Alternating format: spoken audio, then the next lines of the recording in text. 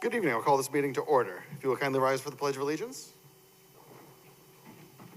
I pledge allegiance to the flag of the United States of America and to the republic for which it stands, one nation, under God, indivisible, with liberty and justice for all.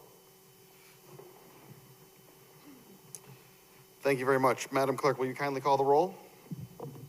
Allenson? Here. Carmody? Here. Fishbein? Here. Laffin? Here. Regan? Here. Reynolds? Here. Tata? Here. Testa? Here. Marone? Here. All right, moving on to the consent agenda. Mr. Chairman, I move that we approve or accept consent agenda items 3A and 3C through 3J. Second. Motion's made and seconded. Any discussion on the motion? All those in favor signify by saying aye. Aye. Aye. Opposed? Abstentions? Motion is unanimous. Moving on to items removed from consent agenda, 3B. Can I get a motion on 3B, please? Mr. Chairman, I move that we accept a donation in the amount of $50,921 from the estate of Clifford M. Minyard to the Wallingford Animal Control. Second. Okay, motion's made and seconded. Councilor Fishbein, you requested this item get pulled off, so why don't you go first? Thank you, Mr. Chairman. So I think before this term started, we had a large donation, I think it was over $300,000 to the Animal Trust. And at that time, I had asked what was the intention of that money, and it was indicated to us that during the next term, I think it was after the election, so we knew Mayor Cervoni was going to be our new mayor, that we would be talking about it at that time. Since that time, I did attempt to bring it up. I think it was during the budget, and I was told that, well, it's not in the budget, so you can't talk about it. So this is our first bequest or donation since that time.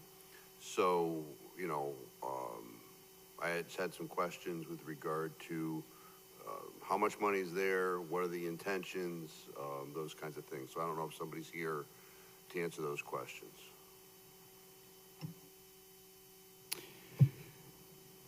Mr. Gibbs is here, the animal control officer is coming forward. Good evening, Mr. Gibbs. You're welcome to take a seat at the dais. And if you wouldn't mind, just introduce yourself for the record. Mitch Gibbs, Animal Control Officer. Thank you very much. Thank you, Mr. Gibbs, for being here tonight. You know, the Animal Trust has been a topic of discussion by the council for 25 years or so. And I know at various points, monies had been donated to the trust with restrictions. And there were legal analyses as to the extent of those restrictions. I've since found out that the donation that's before us here tonight comes with no restrictions.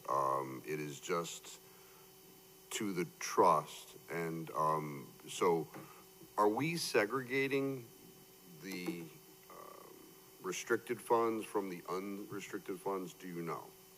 That I do not know. Okay. And I know I did have a discussion. So I'll, once we see the will, I'll segregate this piece since there's no restrictions. Okay, thank you, Mr. Senna. And is this the first time that we've gotten money for the trust that doesn't have the restrictions? As far as I know, yes. That was my understanding historically also.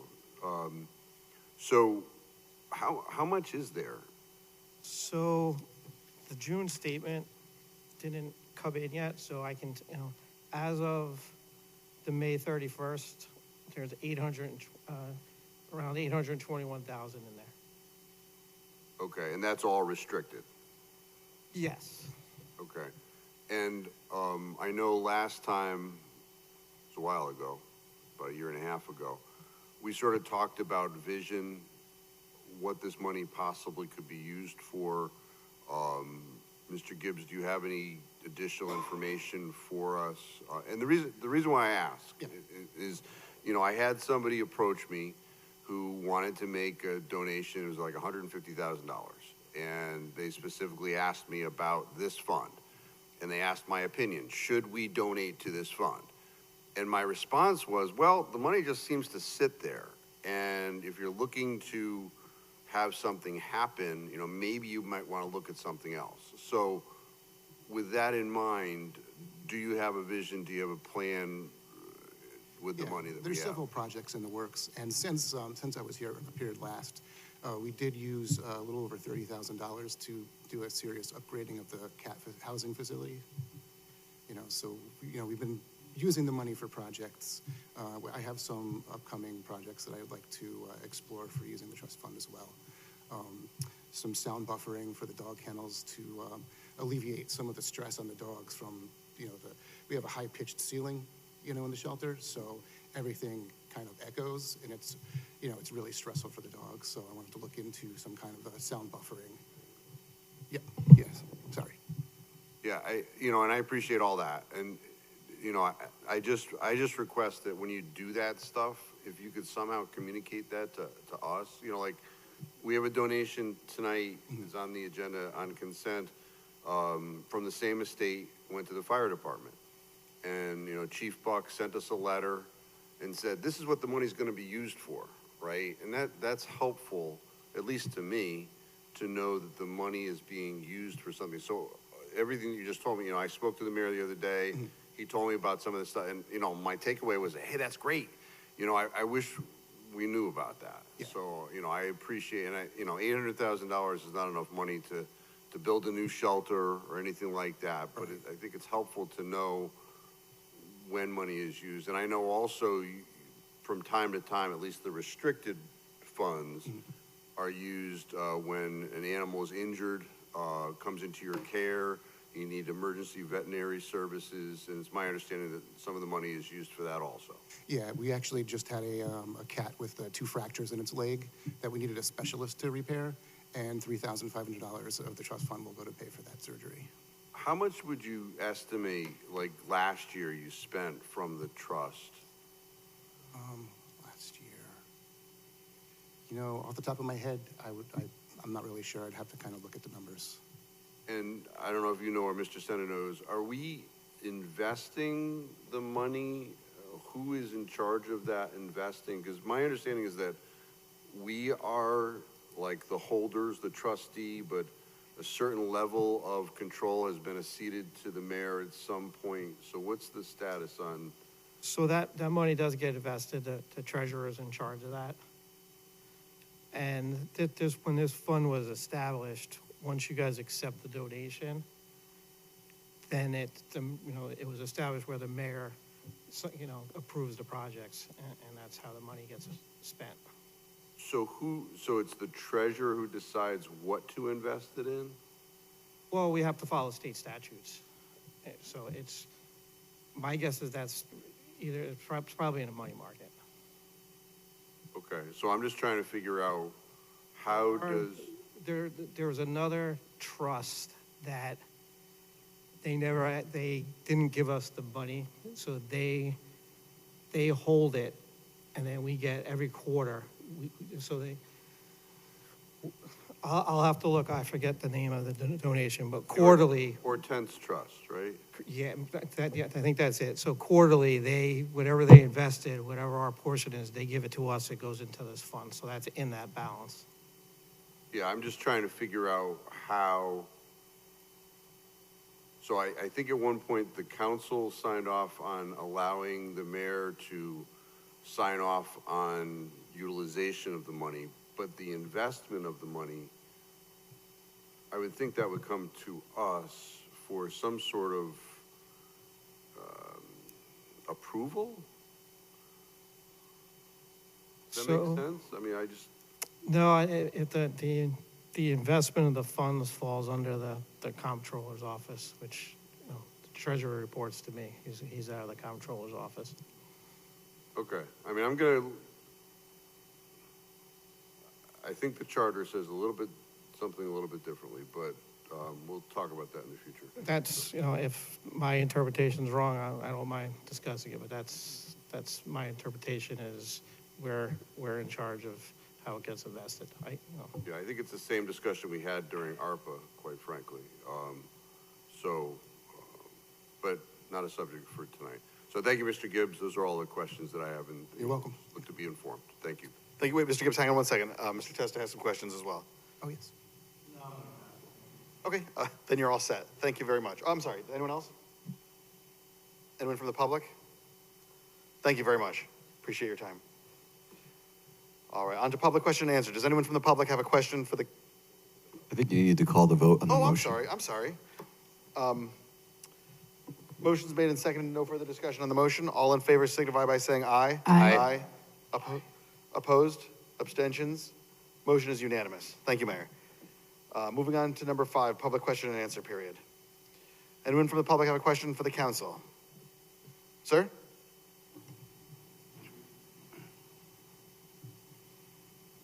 Thank you. Jack Aragoni, 18 Martin Trail. Martin Trail is about a half a mile south of the Hilton Inn. And it could be the location of a data center behind the Hilton, putting it pretty close to our neighborhood. Low frequency noise from that data center is a major concern for us. I did send a detailed letter to the ordinance committee, or this council, early this year. And I do watch these meetings, and I know you've been very busy for the first 6 months. My letter was kind of long, and you may have forgotten some about it, so I'll try to give a 2-minute review. First, about low-frequency noise. Low-frequency noise is also known as vibration, hum, or rumble, and has the ability to penetrate other sounds, can carry a long distance, is difficult to abate, usually annoying, and even unhealthful. It's the deep beating you hear and sometimes feel from distant music or a helicopter. I can hear the train's horn at every crossing from 3 miles away, and that's with the nearby highway noise. Number 2, about planning and zoning. The planning and zoning regulation and conditions for a data center were mostly crafted by a future applicant with the intent of building. There were 2 noise-related conditions. One stated that the hum or rumble will be mitigated by design, and another requires that the site be continuously monitored and violations be reported. This leads one to believe that the hum and rumble will be in check. It's not. The Wallingford ordinance, the Wallingford's noise ordinance, it doesn't measure or limit hum or rumble, but does state that people should be ensured an environment free of excess noise and vibration. The sound that is measured with a decibel meter set on the A scale, the A scale is altered or weighted by design to reduce lower frequency vibration readings by as much as 50. Vibration is not measured, but can easily be measured with the same decibel meter if set on the C or Z scale. The data center noise itself. The audible and low frequency noise from a 100 megawatt data center is from the air conditioning. On a hot day like today, a good comparison would be the amount of energy Wallingford is using right now that I thought was 120. I just learned was probably closer to 100, which is the same as a 100 megawatt data center. Think of the noise you would hear by every air conditioner in town running today at one location. This is like running your home heating and cooling system at the same time, full blast, constantly, year-round. Quite an electric bill. It's actually hard for me to imagine the noise of over 200 million BTUs of refrigeration, but not for those living near existing data centers that I've seen on the news. Another indication of the enormous amount of cooling, where will all the cooling units go if the zoning regulation limits a roof's coverage to 15%? Well, the new regulation allows 100% coverage of a data center's roof with HVAC. That would be up to 350,000 square feet or 8 acres. Just one large exhaust fan can produce a lot of low-frequency noise. Recently, in the town of Berlin, Connecticut, because of noise from a company called Bright Feeds, there were over 700 complaints, some from people over a mile away having difficulty sleeping. One explained it like the sound of a car's rear window open. Bright Feeds has stopped nighttime operation. And finally, if low-frequency limits were included in the town ordinance, we would have some protection other than the claim of quiet by design. I believe the group that crafted the zoning regulation knew there would be a lot of noise. I told they have withdrawn. However, the Economic Development Commission is seeking another developer for a data center. So I'm back with the question. Can control of low-frequency noise be added to a future ordinance meeting as an agenda item for consideration? Yeah, so I'm familiar with your email. I think you and I spoke about this one time previously. Very quickly. So I think the problem for me, and this is not speaking on behalf of the council, speaking on behalf of me, is that low frequency noise, as you know, is a lot harder to measure than high frequency noise, right? No. Well, yes. No. So I'm not inclined to put it on the agenda, but any member of the council could certainly suggest to put it on the ordinance agenda. You don't bring it up as a topic at the ordinance meeting. So any member can. Any member could request any item on the agenda, correct? Okay, so how do I know if that happens or when it happens? Yeah, so if it went on the agendas are posted publicly on the town website, so you would know that it happened there, or you could reach out, to the council and see if anyone's interested in moving your idea forward. Okay, thank you. Thank you very much. Anyone else from the public? All right, moving on to number 6, discussion of old business. Mr. Farrell, do you have an update on Hiddenbrook Lane?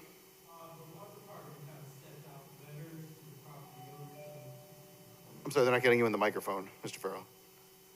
The law department has sent out letters to the property owners on the street where easements are needed by the town.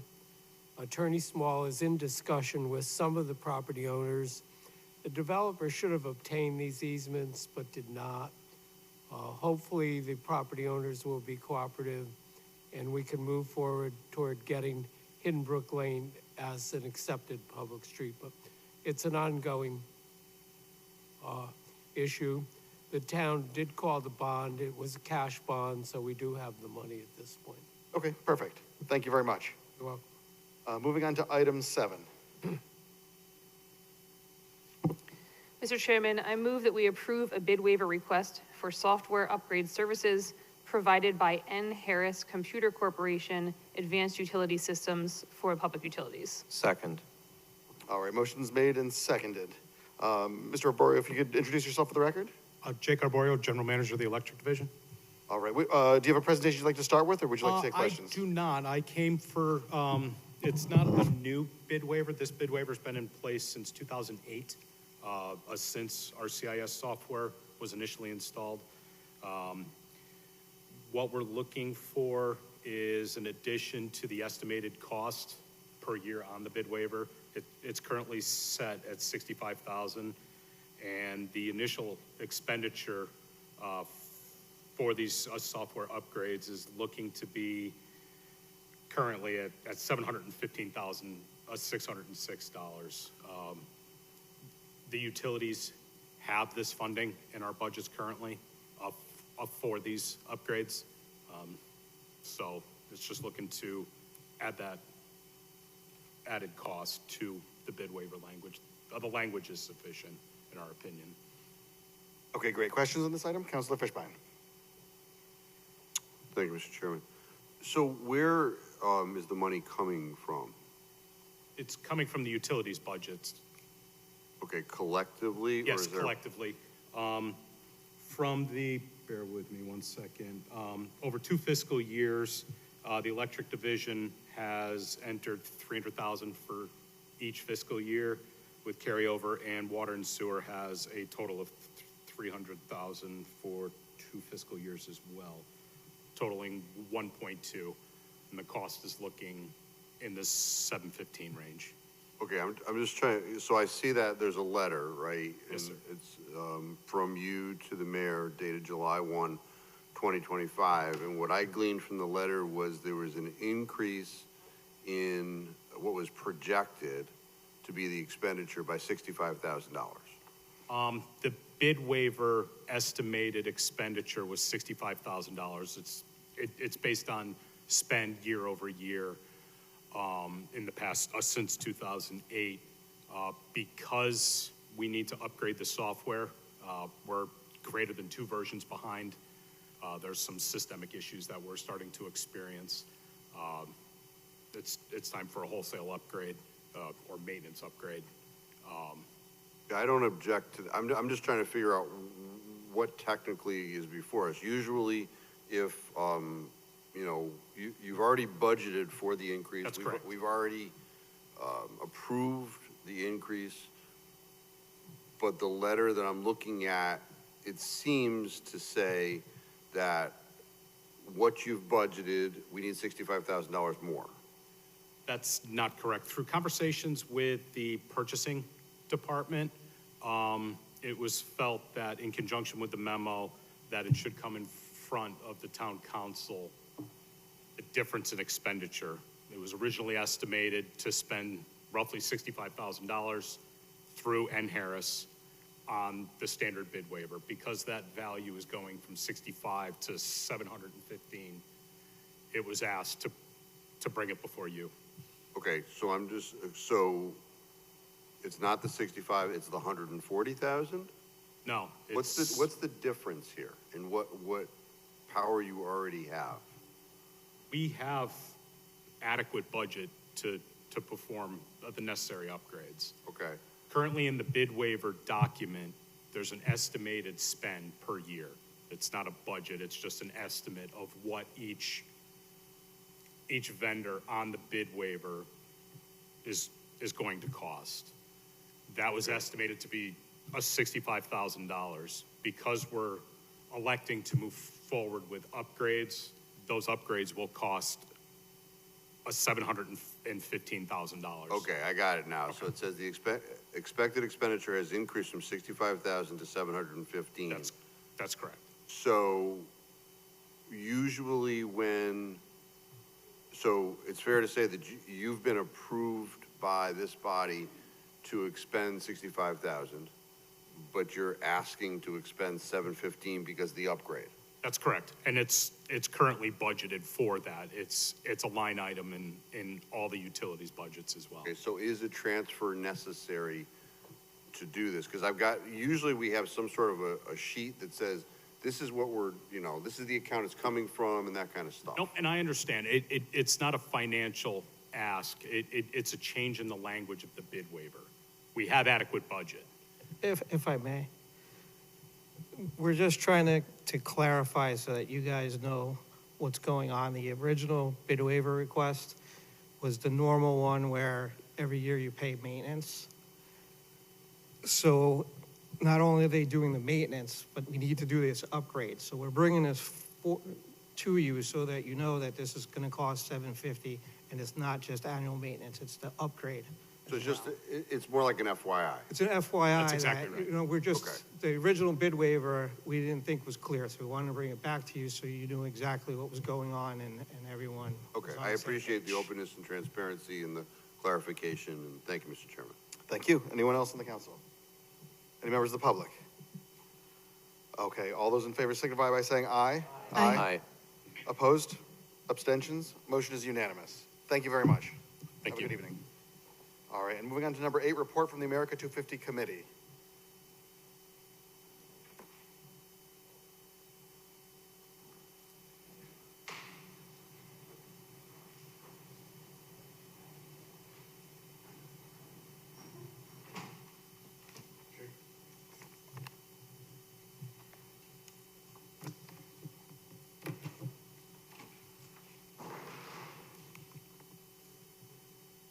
Good evening. If you could just introduce yourselves for the record, please. My name is Roz Gallagher. I am Tara Knapp. Thank you. Good evening, Mayor Cervoni, Chairman Marone, and town councilors. Thank you for allowing us this opportunity to share a brief presentation with you this evening. We have prepared a packet of information which will give you an overview of what we have been working on for approximately 6 months in anticipation of our town participating in the celebration of the 250th anniversary of the signing of the Declaration of Independence, most often referred to as the semi-quincentennial America 250. I'd like to introduce the all-volunteer committee members who are with us tonight. Bob Beaumont, representing the Wallingford Historical Society. Allison Cady from Choate Rosemary Hall. Myself, Tara Knapp from Gaylord Specialty Care, and Liz Landau, Vice Chairman of the Wallingford Arts and Cultural Alliance. We also have as committee members not in attendance tonight, Bob Devaney as a member at large, Jerry Farrell Jr. from the Wallingford Historic Preservation Trust, Sean Keogh from the Wallingford Parks and Recreation Department, and Renee Miller, who is the director of the Quinnipiac Chamber of Commerce. I'm certain many of you read the article in the local newspaper this past weekend, as well as being aware these past few months that funding for this momentous event, America 250, has been limited on every level, be it national, state, or local. The information contained in this packet will update you on the events and activities we as a committee are planning for Wallingford's fulfillment of the state's request for every town to celebrate America 250 sometime during 2026. The national and state celebrations focus around the July 4th weekend. However, neither government has mandated a defined period of time for local celebrations. In anticipation of family vacations, summer weather, federal and state celebrations, and other prevailing factors, we are planning Wallingford celebration around the weekend of June 20th and 21st, 2026. The weekend will be filled with events for people of all ages and interest, and will be built around the America 250 theme. Presently, our budget is estimated at a round figure of $40,000. Our volunteer committee will be soliciting business and corporate sponsorships during the next 6 weeks. Different levels of sponsorship have been established and are outlined in the packet given to you. As a result of a discussion with the town comptroller, Tim Senna, you will see on page 8 that tonight we are requesting approval from the town council that all funds raised be deposited into a separate town grants line account, America 250, and that all expenses be paid out of this same account. We are also requesting for your consideration and/or approval of a separate entry on the town drop-down menu for online credit card donations. This entry would also be referenced as America 250. It is our intent to stay within the established parameters of this budget and not tap or request any town funding. Should our solicitation efforts exceed the established budget, we will seek approval from the town council to expand our budget and expense management. I would like to thank you for your time, consideration, and support, and we are open to discussion and/or questions. Thank you. Thank you. Okay, so you're seeking a motion then to finance it through the town, or you don't need a motion at all? And finance is the wrong word. So the packet mentioned that the town would be holding the money in the America 250 account and it required a motion. Is that accurate? No, the intention is to come back to the council once we have cash to deposit. Okay. And then we'll create the line item. Okay, perfect. Questions on this item? Councilor Fishbein. So I'm just trying to figure, because I'm looking at the backup, and it appears what the group is looking to do is to utilize the existing system for online payment. If somebody was going to make a donation like tomorrow, to use that system, is that accurate? Yes, right now we do not have a way to accept credit card donations, and there may be some businesses or some donors who would like to make their gift online or with a credit card. And so we were hoping that there might be a solution through the new online payment system. So the only thing that's online currently right now is working is tax. We are in the process of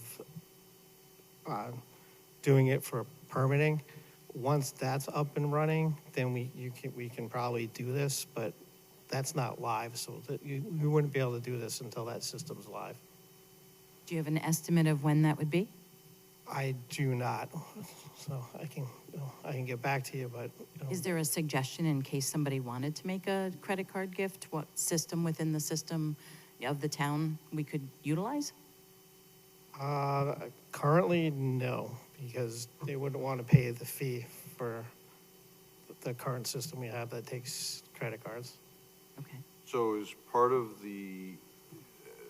has the organization obtained an EIN? No. Okay. So, EIN is an employer identification? yeah, which Okay, just want to be sure. Yeah, So they weren't gonna create their own nonprofit, that's why they want to flow it through us. no, I understand, and I'm trying to facilitate whatever they, you know,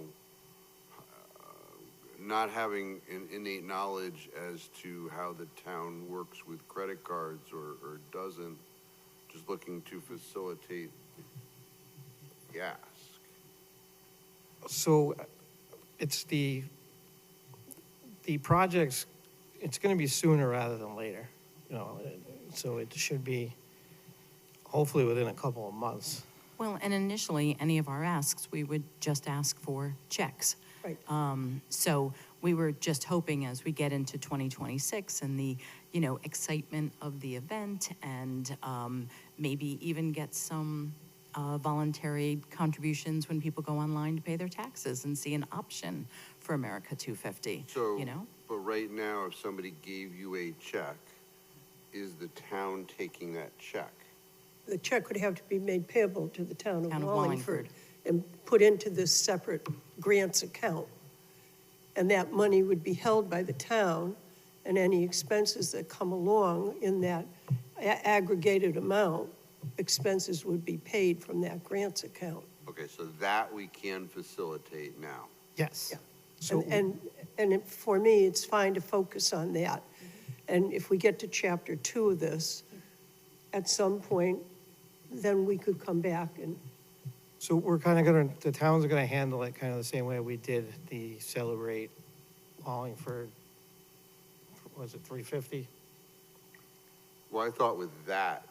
But we're not Okay. fronting any money, so, Yeah, so, that was so that's totally why they're different. not asking for it. Once they have, if they say they collect $15,000, we're gonna put it on the agenda, have you guys accept it and appropriate it.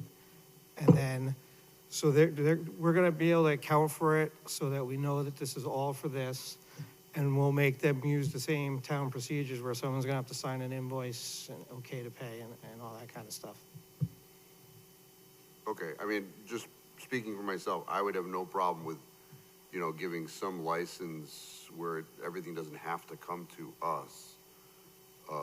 You know, similar to the dog situation, right? So, you know, if a $25,000 donation is made, sure, right? But if somebody gives you a check for $25 and you don't get another check, I mean, does it really have to come to us? No, we wouldn't do it in those little intervals. We would, you know, as they accumulate, they would come. Understood, okay. I don't want to micromanage. So, but I think that what we're gonna try to do is make sure they have the money before we allow them to spend it, so that there's no way that they could wind up in the hole and then the town's gonna have to cover it. Yeah, I would hope that would never So, happen, but- so, but thank you, Mr. Chairman. Thank you, Councilor Allen. Also, okay, thank you, Councilor Tata. Thank you, good evening. Well, there was one little, I like all of this, I like the listing of the events you have, all sound like fun and upbeat and wonderful, like everything you always do, and I hesitate if I even want to bring this up, but something in the packet caught my eye, and I just wanted to bring it up. So it looks like this came from the state of Connecticut, correct? So it says America 250 Connecticut. It's on their letterhead. And one of it looks like on I'm looking at page three, yes. The themes, correct. So one of the things I love the most about our Wallingford's Public Celebrations Committee, and Roz, I know like every year we do the Halloween party, and I love it, and every year I always say what I love so much about it is that there's so many people there and children there and everyone's having fun, and it's one event that I get to go to where there's nothing political whatsoever, very not political, it's just a fun time, everyone's having a wonderful time. In these themes that the state of Connecticut sent us sound a little bit political. So the two lines that caught my eye, it says America 250 Connecticut is leading the state's efforts to support diverse, inclusive, and impactful programs. And it goes on to say, this commemoration is an opportunity to continue the nation's reckoning with the past, both its glory and its missteps and flaws. So that to me doesn't really sound like a party. That sounds like there's maybe a little something else that they're trying to achieve there. So I just wanted to just ask you and clarify, first of all, what is the state's role in this? And are we required to do anything, or are they just kind of, because the events you listed seem like they're more celebratory. And I would hate to have a birthday party, for lack of a better term, where then you're kind of bringing up what the person whose birthday it is did wrong in their life, for lack of a better term. So I just want to clarify with you, is Connecticut making us do anything, or are we just choosing to do what we feel is appropriate? Right. Okay. We're traveling along the path of more celebratory. Good, okay. We are going to try to integrate some activities within our school system when the schools are open again in the fall. Sure.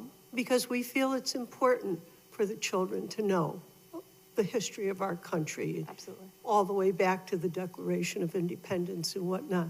But as I said, we want to focus more on celebration of America. Right. And I think in referencing fun and non-political and whatnot, we planned something we thought would be really fun, and that's the Red, White, and You parade for the children, in particular, the bikes, the strollers, the wagons, whatever it is, decorated in red, white, and blue, and we'll have that parade for the children. That's, for me, for us, what America's all about. And the focus was very much on being family friendly, so that, when we think about inclusive, it's all ages.